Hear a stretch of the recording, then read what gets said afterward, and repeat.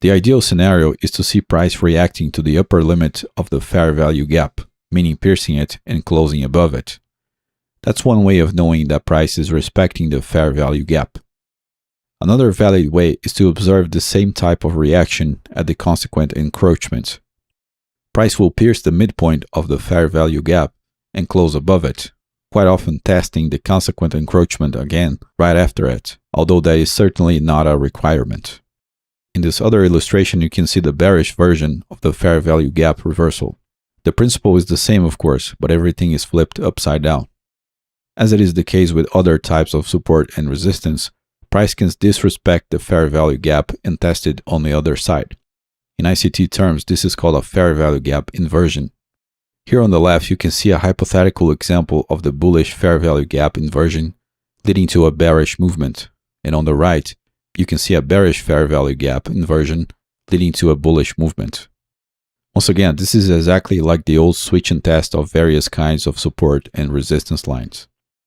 Beyond fair value gaps, ICT's method also points to other types of related concepts, namely volume imbalances and gaps. A volume imbalance happens when there is a gap between the open and close of adjacent candles, although there is trading activity within the gaps since candle shadows overlap. A gap occurs when there is a space between highs and lows of adjacent candles, meaning there is no trading activity between the high of the first candle and the low of the second candle in the case of a bullish gap, or the low of the first candle and the high of the second candle in the case of a bearish gap. In this illustration, you can see the bullish version of the fair value gap, volume imbalance, and gap side by side for comparison. In this other illustration, we have the bearish version of all three patterns. Keep in mind that you can use fair value gaps, volume imbalances, and gaps in a similar way. Let's now observe some real examples of fair value gaps, volume imbalances, and gaps, starting with a very simple example. We begin with this 1-hour chart of the dollar index. Moving one candle to the future, we can spot the formation of a fair value gap since the upper shadow of this candle does not overlap with the lower shadow of the current candle. It's not uncommon for price to return to the fair value gap and then continue its main trajectory, although this is not the only use of fair value gaps. Moving one candle forward, we can see that price enters the fair value gap area and then immediately reverses to the upside, continuing its main movement. Notice here that if the lower shadow of the next candle does not overlap with the upper shadow of this candle, we'll have a new fair value gap. In the next candle, we can see that this is exactly what happens. Another fair value gap is created. In the next candle, we can see an inside bar formation, but without entering the latest fair value gap. In the next candle, price enters the fair value gap and closes above it, clearly reacting to that zone in a similar way it did with the previous fair value gap. After that, price resumes its movement to the upside for a few more candles.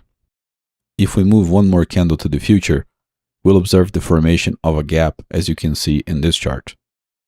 We can mark it out in the same way that was done with the fair value gaps. The principle here is the same. This is an area that price can come back to in reverse. We can also observe inversions in some cases. In the very next candle, we can see price reacting to the gap in a similar way it did with the previous fair value gap. In this chart, we can see how price continued going up after reacting to the upward gap. Notice also that the current candle is reacting to a fair value gap that was formed right after the upward gap. Still in the dollar index, but this time in the 4-hour chart, we can see an example of volume imbalance.